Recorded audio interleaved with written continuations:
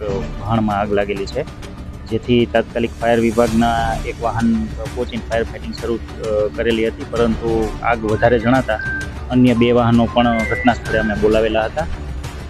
વધુમાં વિગત એવી મળેલી છે કે વાહન હતું તેમાં ચોખા અને ખાંડ ભરેલી હતી, જે અતિ જ્વલનશીલ હોય છે અને જેના લીધે ધુવાણાનું પ્રમાણ વધારે હતું, જેથી જેટીની હાઇડ્રન્ટ સિસ્ટમનો પણ ઉપયોગ કરીને અમે ફાયર ફાઇટિંગ કરેલું હતું.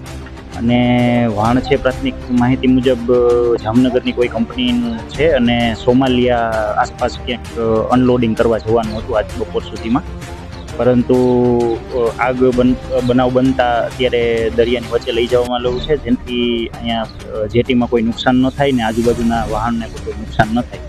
અને હાલ આગ ચાલુ હોવાથી અત્યારે સ્ટેન્ડ બાય તરીકે અમે હાજર છીએ. અમારી તમામ માહિતીથી અપડેટ રહેવા માટે જોડાયેલા રહો S9 ન્યૂઝ સાથે.